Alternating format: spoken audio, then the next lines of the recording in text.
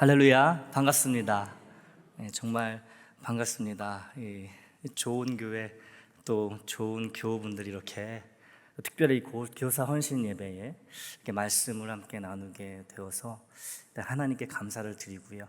또 이 귀한 또 은혜의 자리를 이렇게 잘 연결시켜 주신 우리 정준 목사님께도 감사의 말씀을 드립니다. 제 소개를 이렇게 거창하게 해주셨는데, 제가 아무리 잘났어도 서울대를 2번이나 들어간 우리 정준 목사님만 하겠습니까? 어쨌든 감사함으로 받겠습니다. 성경에 기록된 첫 번째 인구 조사는요, 이 민수기에 나옵니다. 책 제목이 알려주듯이 사람의 숫자를 헤아리는 책이 이 민수기예요. 그러니까 책 제목이 민수기죠. 그리고 이제 나중에 이제 또 다윗이 또 인구 조사를 하는데, 다윗이 했던 인구 조사는 많은 문제가 있었죠. 또 많은 아픔을 가져왔고, 왜냐하면 하나님이 시키지 않은 건데 다윗이 자기 멋대로 했다가 하나님께 큰 화를 당하게 됐는데, 이 민수기 1장에 이제 기록된 나와 있는 이 첫 번째 성경의 첫 번째 인구 조사는, 이스라엘 백성의 인구 조사는 하나님이 명하신 것이기 때문에 아무런 부작용도 아무런 역효과도 있지 않았다라는 거예요. 하나님이 모세에게 말씀하십니다. 지금 이스라엘 백성이 출애굽을 했어요. 그래서 이제 바로의 손에서 완전히 벗어나게 되고 이제 시내 광야에 들어가게 됩니다. 시내 광야에 있을 때에 하나님이 모세에게 말씀하세요. 20세 이상이고 그리고 군대에서 복무할 수 있는 이 남자의 수를 헤아려라 라는 이런 말씀을, 명령을 하십니다. 이게 첫 번째 인구조사가 되는 거예요. 그래서 이 성막에서 제사를 담당하는 레위 지파를 제외한 나머지 12지파에 속해 있는 20세 이상의 그 장정, 남성들을 세마는 그런 인구 명령 조사가 이제 시작이 됩니다. 이 모세와 아론은 하나님의 명령대로 나가서 모든 이스라엘 지파 남자들의 수를 세기 시작합니다. 두 사람이 세웠다는 게 아니고요, 이제 명령을 하고 하나님께 들은 그 인구조사 명령을 받고 이제 이스라엘 백성들에게 선포를 했겠죠. 그리고 그 선포를 들은 이스라엘 백성들이 모세의 이야기를 하나님의 말씀으로 듣고 이제 다 세물하기 시작합니다. 이 남자들은 조상의 가문과 시족에 따라 세워졌습니다. 그리고 각 지파의 지도자들이 모세를 도와서 이 일을 수행했어요. 그래서 집계된 총 남자의 수, 20세 이상의 남자의 수는 60만 3,550명이었어요. 지파로 따지면 유다 지파가 7만 4,600명으로 가장 많았습니다. 가장 몸집이 크고 사이즈가 크고 가장 힘이 있었던 지파가 유다 지파였고요. 숫자가 가장 작았던, 가장 작은 지파는 므낫세 지파로 32,200명이었습니다. 이게 이렇게 딱 통계가 나오는 거예요. 성경은요, 이 첫 번째 인구조사를 완료하는 데 걸린 구체적인 시간을 우리에게 알려주지 않습니다. 하지만 우리는 그 본문에 제공된 정보에 따라서 추정해 볼 수가 있어요. 이 인구조사가 얼마나 걸렸는지 추정해 볼 수 있다는 거죠. 이스라엘 20세 이상의 남자의 수만 60만 명이 넘어간다면 이 숫자에 포함되지 않은 어린아이들, 그리고 노인들, 그리고 여인들까지 다 합치게 되면 적어도 200만 명, 많게는 300만 명에 달하는 그 이스라엘 백성이 시내 광야에 지금 있다는 것을 우리가 추정해 볼 수가 있어요. 여러분, 200만 명으로도 잡아도 그 당시에 하나하나 사람의 수를 세는 일이 쉽지 않았겠죠. 지금처럼 좋은 기술이 있는 것도 아니고 그냥 다 수작업하는 거예요. 중노동입니다. 아무리 짧게 잡아도 몇 주의 시간이 걸렸고 길게는 몇 달의 시간이 걸렸을 거예요. 수백만 명의 사람들을 정확히 세야 되니까요. 그리고 숫자를 세는 것에서 그치는 게 아니고 하나님이 명하신 그 인구조사는요, 각 지파에 따라서 그리고 각 조상 이름에 따라서 다 일일이 기록을 해야 되는 작업까지 포함이 되는 거예요.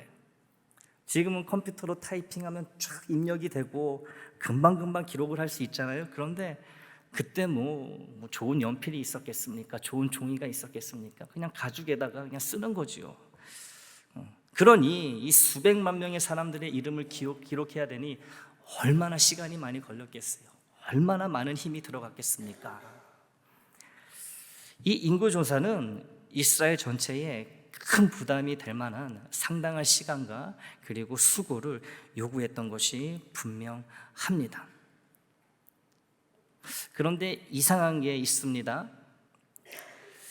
지금 이스라엘 백성이 어디 야유에 온 게 아니죠. 어디 수련에 온 게 아니에요. 시내 광야, 아름다운 것도 아니죠. 말 그대로 광야입니다. 지금 이스라엘 백성은 어떤 상황 가운데 있어요? 빨리 가나안으로 가야 되는 한시가 바쁜 그런 위급한 상황 가운데 있습니다.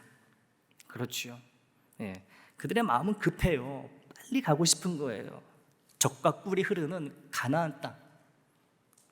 오직 그 땅밖에 생각할 겨를이 없습니다. 그런데 이 한시가 바쁜 이 상황에 이렇게 큰 수고와 많은 시간이 소요되는 인구조사를 하나님이 이스라엘 백성에게 명하셨다라는 거예요. 걸어가면서 하던 대로 살아가면서 인구조사할 수 있겠습니까? 멈춰야 되는 거예요. 그 자리에 있어야 되는 겁니다. 그런데 이상한 것은 이렇게 시급한 상황, 그리고 적들이 이방 족속이 사방으로 지금 우겨 싸움을 하는 듯한 그런 상황이에요. 가만히 있다가는 언제 그 적들이 들이닥칠지 모릅니다. 생명도 위급한 상황이에요. 마음도 급하고 몸도 급하고 굉장히 어렵고 위급한 상황인데 하나님이 멈추라고 하는 거예요. 그리고 하신 말씀이 뭐예요? 니네 몇 명인지 세어보라는 거예요. 근데 그럼에도 불구하고 이 이스라엘 백성들이 한마디 불평 없이 그 자리에 멈춰서서 인구조사에 임했다라는 거예요. 인구조사 명령에 순종했다라는 것이죠. 우리가 알고 있는 이스라엘 백성들의 모습하고는 좀 많이 다릅니다. 이 출애굽 여정 가운데에 이 40년 여정 가운데에 이스라엘 백성들이 얼마나 하나님을 원망하고 물이 없으면 물 없다고 원망하고 고기 먹고 싶은데 고기 안 준다고 원망하고 모세가 시내산 올라가가지고 안 내려온다고 금송아지 만들어가지고 막 그게 우리 하나님이라 그러고 우리가 아는 이스라엘 백성은 이런 사람들인데 어떻게 된 게 이 민수기 1장에 나오는 이때만큼은 아주 좋은 순종의 그 모범을 본을 우리에게 보이고 있다는 거예요. 그들의 안 좋은 모습은 우리가 본받지 않으면 되는 거고 좋은 모습은 본받아야 되지 않겠습니까? 그런데 이 인구조사를 명하시는 시내 광야에 있는 이스라엘 백성들은 이 순간만큼은 우리가 본받아야 될 아주 좋은 믿음의 본을 보이고 있다는 거예요. 왜요? 그 시급한 상황에 뛰어가도 모자랄 상황에 잠을 안 자고 가도 모자랄 상황에 다 멈춰 서가지고요. 사방에 다 그 이방 족속이 있는데 언제 들이닥칠지 모르는데 멈춰 서서 세고 있는 거예요. 10명, 100명, 1000명도 아니에요. 수백만 명의 사람들을 세고 있는 거예요.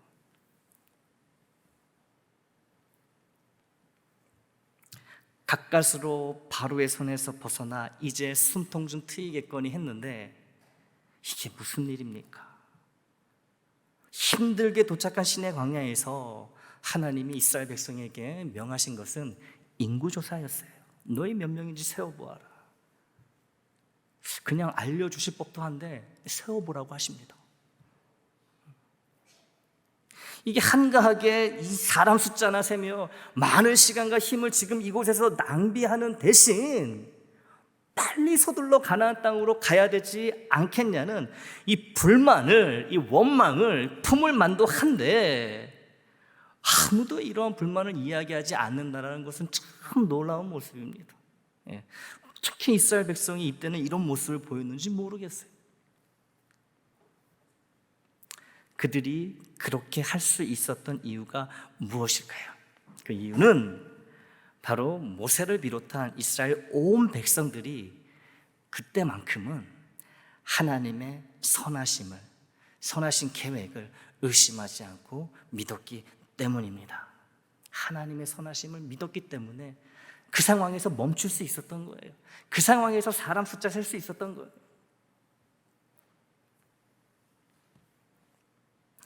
나와 우리에게 늘 선하신 것, 가장 좋은 것을 주시는 하나님을 믿는 믿음이 있다면, 그 확신이 있다면, 이 불평하고 원망하는 그 시간에 재빨리 하나님의 말씀에 순종하고 불평하고 원망하는 데 드는 힘을 하나님께 순종할 수 있다라는 거예요. 여러분 아시겠지만 악을 행할 때 우리가 쏟는 에너지는요, 선을 행할 때 쏟는 에너지보다 더 우리를 피곤하게 만듭니다. 당시에는 우리의 악한 그런 마음을 악하게 풀어내면은 당시에는 잠깐은 속이 후련할지 모르지만 어때요? 좀 지나고 나면 가슴을 잡잖아요. 아휴, 내가 왜 그랬을까? 그때 그러지 않고 참았으면 되는데 후회하잖아요. 후회하잖아요.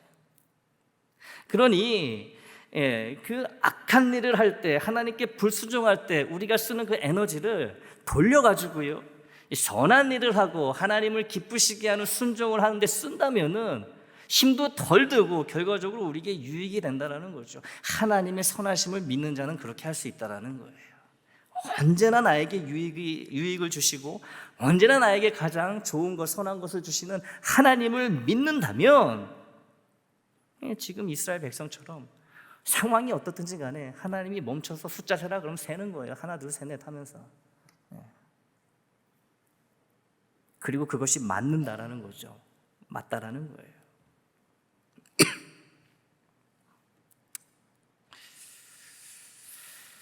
빨리 안전한 가나안 땅, 꿈에도 그리던 그 땅으로 들어가고 싶은 마음에 너무도 지금 급한데 행진을 멈추고 한 자리에서 사방이 탁 트여 있는, 누가 보더라도 그 이방 족속이 너무 공격하기 쉬운, 너무 눈에 잘 띄는 그런 곳에서 오랜 시간 이 수백만의 사람들의 숫자나 세고 있어야 한다고 생각해 보시기 바랍니다. 여러분이 지금 이스라엘 무리에 속해 있다고 생각을 해보세요.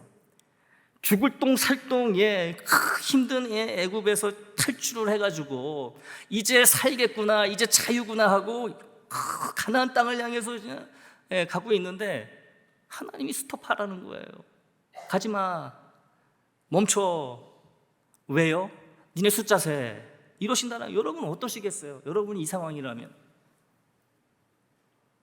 적들이 언제 공격해 올지도 모르고 한가하게 이렇게 사람 숫자나 사라고 하시니 여러분 그 마음이 어떠시겠습니까? 그런데 온 이스라엘 백성이 하나님의 이 인구조사 명령에 이 말없이 따르고 있다는 것을 우리가 계속 기억을 해야 됩니다. 순종하고 있다는 것을 기억을 해야 돼요. 하나님의 신실하심, 선하심을 믿으니까 가나안으로의 행진을 멈출 수가 있었던 거예요. 많은 수고와 시간을 들여 하나하나 모든 사람의 숫자를 세고 기록할 수 있었던 거예요. 이방족 속의 공격에도 공격이 있고 공격을 당할 수도 있고 위험에 빠질 수도 있다는 그런 가능성도 견딜 수가 있었던 거예요. 왜냐하면 선하신 하나님이 우리를 여기까지 이끌어내셔가지고 우리 그렇게 허무하게 죽게 하시겠어? 우리를 힘들게 하시겠어? 그 좋으신 하나님을 믿고 붙들고 있으니까 그냥 뻥 뚫린 곳에서 다 노출시키면서 그냥 숫자 세고 있는 거예요. 아무것도 하지 않고. 여러분 이게 바로 믿음입니다. 다른 게 믿음이 아니에요. 이 급박한 상황에 인구조사를 명하시는 하나님의 의도와 계획과 뜻을 당장은 알지 못할지라도, 지금 즉시는 알지 못할지라도 늘 선하신 하나님이, 늘 좋으신 하나님이, 늘 나와 우리를 위하시는 하나님이 명하신 일이라면 분명 나와 우리 모두에게 유익이 되겠지, 좋은 일이 되겠지 라는 생각과 확신을 갖고 이 마음에 차오르는 이 원망과 불평과 불신을 억누르며 몇 달에 걸친 인구조사를 시작하고 마친 이 민수기의 이스라엘 백성의 모습은 훌륭한 믿음의 본이 아닐 수 없습니다.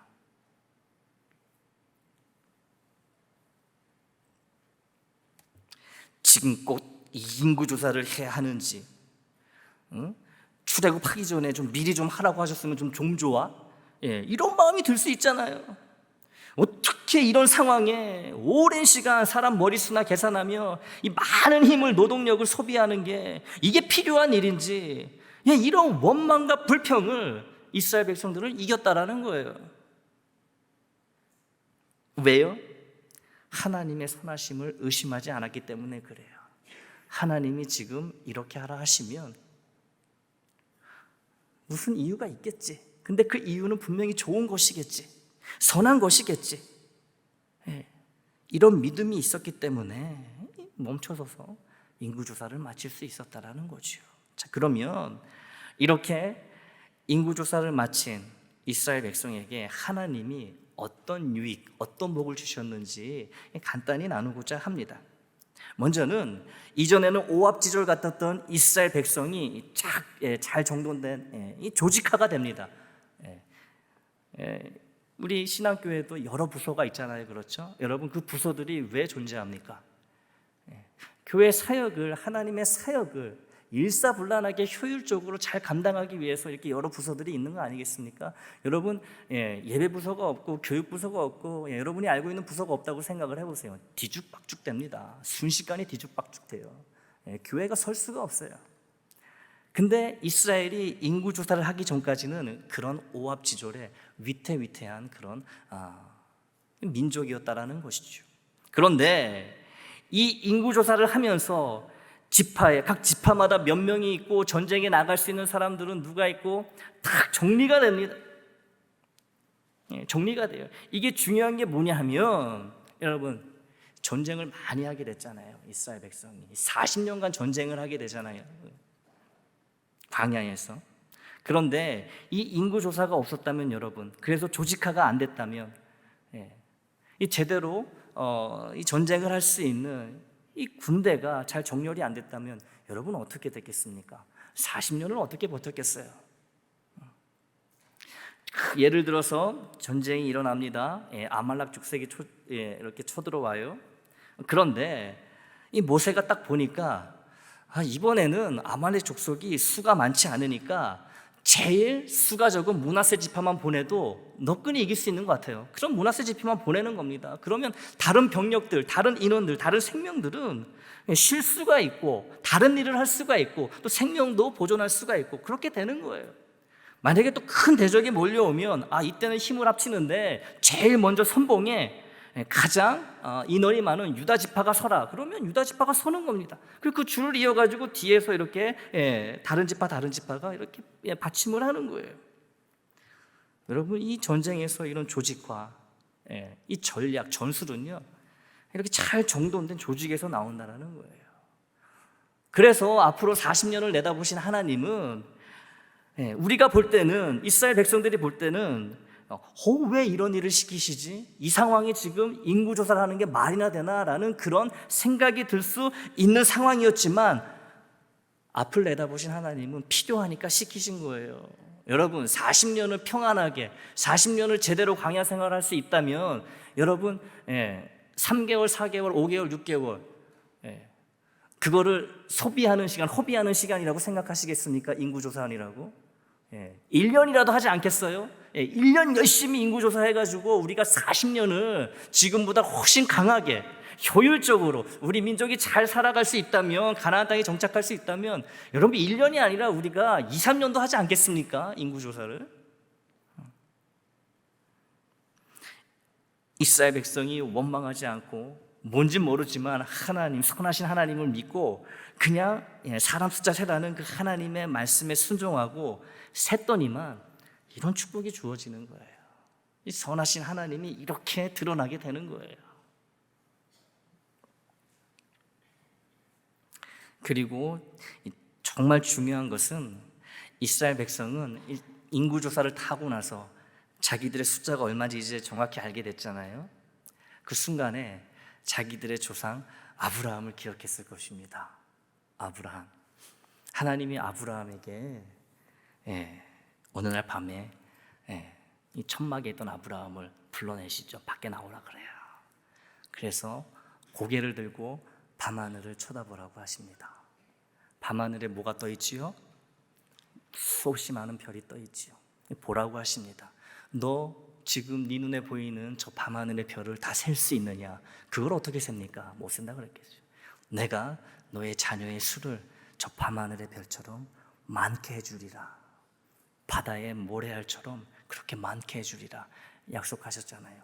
근데 그 약속이 인구조사를 끝낸 이스라엘 백성에게 실현됐다라는 거지요. 깨닫게 되는 거예요. 아, 그때 그 오래전에 우리 조상 아브라함에게 하셨던 그 말씀이 지금 신의 광야 우리를 통해서 이루어졌구나. 하나님은 살아계시고 약속하신 그 약속을 반드시 지키시는 선하신 하나님, 좋으신 하나님이시구나. 그러니 자연적으로 어떤 또 믿음이 생겨요? 아, 하나님이 우리를 가나안 땅으로 이끄신다고 했으니까 우리가 분명히 가나안 땅으로 가겠구나. 이런 마음이 생기지 않았겠습니까? 물론 안타깝게도 이후에 출애굽 1세대들은 이런 믿음이 온데간데 없어져가지고 가나안 땅에 들어가지 못하지만 지금 이 순간만큼은 하나님의 그 신실하심, 약속을 지키시는 전능하신 하나님 깨닫게 되었다라는 거예요. 여러분, 지금 이스라엘 백성에게 이것보다 더 중요한 것이 무엇이겠습니까? 무엇이겠어요? 군대가 잘 조직되는 것도 좋지만 이건 근본적인 게 아니죠. 근본적인 건 뭐예요? 하나님에 대한 신뢰 아니겠습니까? 우리 조상 아브라함이 하셨던 말씀이 이렇게 이루어졌구나. 이렇게 이루어졌구나. 그리고 가나안 땅에서 또 우리가 더 번성하겠구나. 하나님 반드시 약속을 이루시겠구나. 그러니 그 마음에 얼마나 큰 기쁨이 있었겠습니까? 그런데 이 기쁨이, 이런 깨달음이, 축복의 깨달음이 어떻게 주어졌다고요?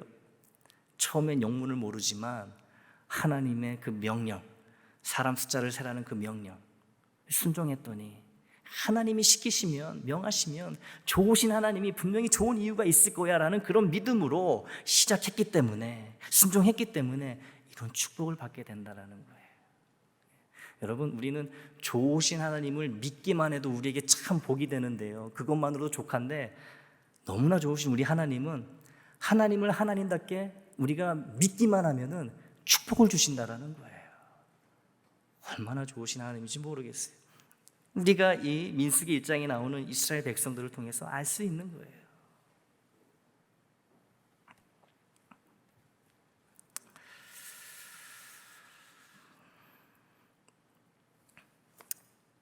다시 말씀드립니다. 이 상황에 인구조사가 웬 말인가? 이 가당키나 한 일인가라는 불평과 원망을 쏟아대는 대신 좋으신 하나님이, 선하신 하나님이 시키셨으니까 해야 되나 보다 하고 그대로 따랐던 이스라엘 백성들에게 하나님의 놀라운 축복이 임했다는 것을 꼭 기억하시기를 바랍니다.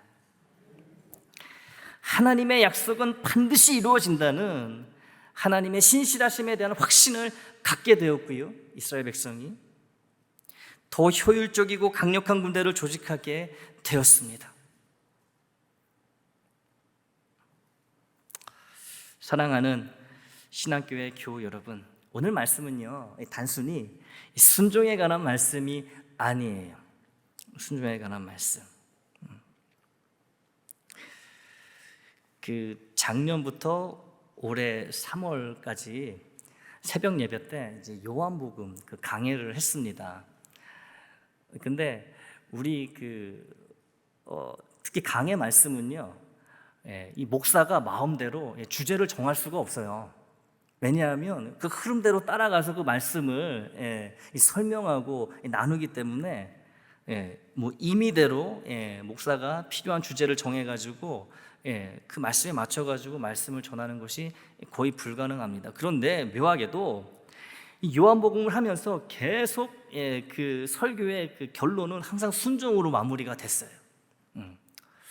그래서 저는 순종이 당연히 필요한 것이고 또 우리 교회에 지금 순종의 말씀이 필요하니까 하나님이 주신 말씀이다라고 생각을 하고 계속 설교를 했는데 어느 날 한 권사님이 그러시더라고요.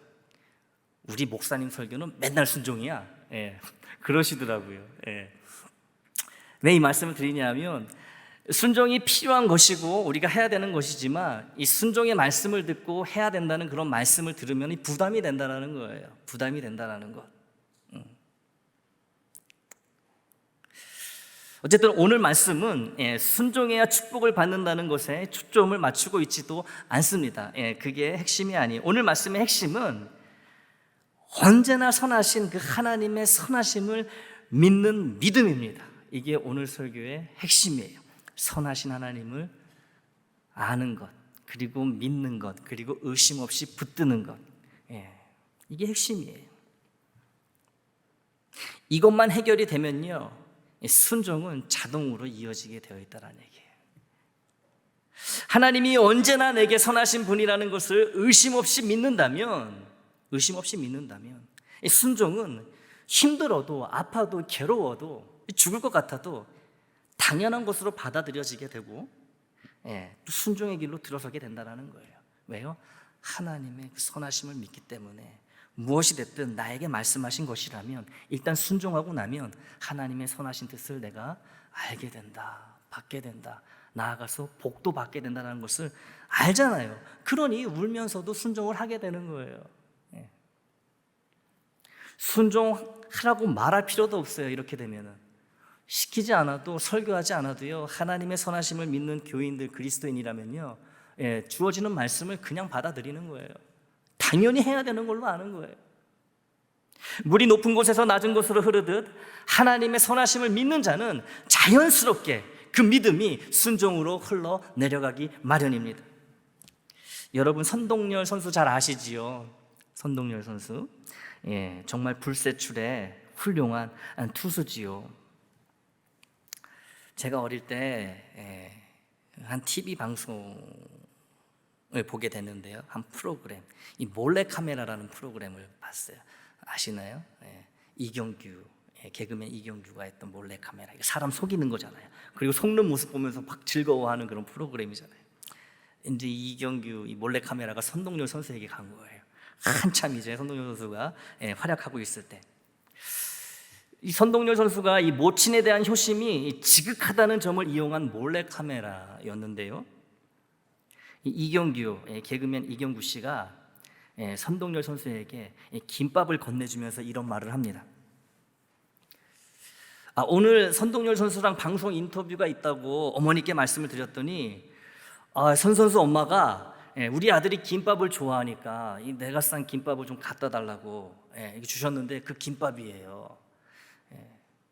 직접 싸주신 거니까 이 카메라 앞에서 맛있게 먹는다면 나중에 어머니가 그 모습을 보고 얼마나 기뻐하시겠습니까? 이러면서 이제 유혹을 하는 거죠. 이제 속이는 거예요. 왜 속이는 거냐 하면, 사실 그 김밥은요, 이 선동열 선수 어머니가 싼 김밥이 아니고요, 방송 제작진이 만든 김밥이에요. 요상한 김밥입니다. 왜냐하면 그 김밥 안에는 매운 고추냉이가 가득 들어 있었거든요. 매운 고추냉이가. 이걸 알 리 없는 선동열 선수가 김밥을 살피지도 않고 냉큼 집어먹기 시작합니다. 이 제작진은 선동열 선수가 이내 금방 뱉을 줄 알았는데 김밥을 계속 집어먹는 거예요. 이 매우니까 선동열 선수 눈에 눈물이 그렁그렁거리고 땀이 나고요. 여러분, 그 냉이고추 먹게 되면 톡 쏘잖아요. 그러면 우리가 본능적으로 이렇게 고개가 어떻게 되죠? 콧구멍이 하늘로 이렇게 솟게 되잖아요. 이러면서도 계속 먹는 거예요, 선동열 선수가 김밥을.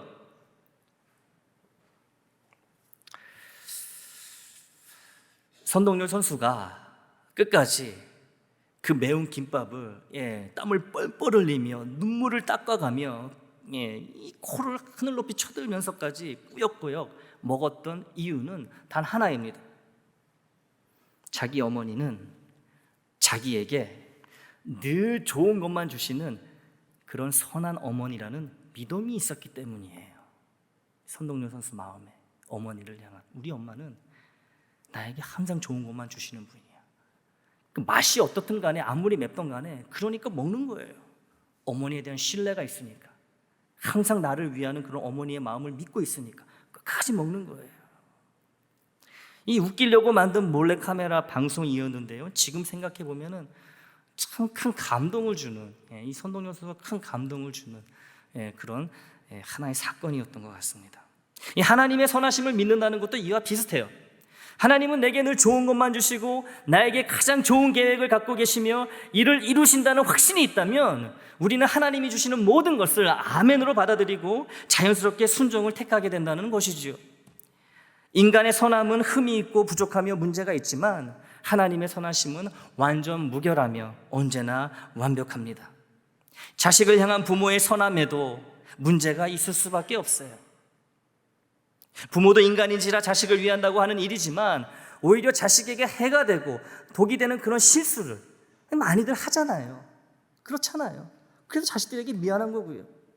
그러나 나를 향한 하나님의 선하심에는 해가 되거나 독이 되는 그런 실수가 전혀 없습니다. 언제나 늘 완벽한 하나님의 선하심입니다. 이 땅에서 믿고 안심하며 따를 수 있는 선함은 오직 우리 하나님의 선하심밖에 없다는 것을 기억하고 또 기억하시기 바랍니다. 내가 순종하지 못하는 이유는요, 하나님의 완벽한 선하심을 의심하기 때문이에요. 다른 이유 아닙니다. 이거 하나예요. 하나님의 그 선하심, 언제나 나를 위하시고 언제나 나를 사랑하시고 나에게 좋은 것을 주시는 그 하나님의 그 선하심을 온전히 믿지 못하기 때문에, 의심하기 때문에 순종하지 못하는 거예요. 다른 데서 이유 찾지 마세요. 문제는 나에게 있는 거예요. 이 사람의 선의는, 좋은 의도는 때로 간을 보아야 됩니다. 이게 정말 나를 위한 말이나 행동인지 유심히 생각해 봐야 할 때가 있다는 것이죠. 왜냐하면 여러분, 별의별 사람들이 다 있잖아요. 그러니까 누군가가 무슨 말을 하거나 무슨 행동을 하면 그것이 보기에는 좋아 보여도 우리가 곰곰이 생각해 보지 않습니까? 저 사람이 나한테 왜 저럴까? 간을 봐야 돼요. 하지만 하나님의 선하심은 간을 보면 안 된다는 거예요. 볼 필요가 없어요. 간을 본다는 것 자체가 이미 의심하고 있다는 이 불신의 표시이기 때문에 그렇습니다. 음식을 할 때 간을 보는 이유가 뭐지요? 내가 한 음식이지만 음식이 맛이 있는지 없는지 확신할 수 없고 의심이 드니까 간을 보는 거 아니겠습니까? 음식 맛에 자신이 없고 의심이 가면 갈수록 간도 더 많이 볼 수밖에 없습니다. 그럼 그렇게 간을 많이 본 음식이 맛이 있느냐? 어떻습니까? 맛도 없어요. 자신 없이 만든 음식이 맛이 좋을 리가 없지요. 음식 실력이 정말 좋은 사람이 간을 보지도 않고 맛있는 음식을 만들어내듯 믿음이 좋은 사람도 하나님의 선하심을 간보지 않고 의심하지 않고 하라는 대로 해서 맛있는 순종의 열매를 맺게 되어 있습니다. 저와 여러분에겐 이미 하나님의 선하심을 간보지 않고 그냥 확 믿을 수 있는 증거가 있습니다. 바로 우리가 함께 믿고 있는 예수 그리스도이십니다. 오늘 본문 로마서 8장 32절을 제가 다시 한번 읽어보겠습니다.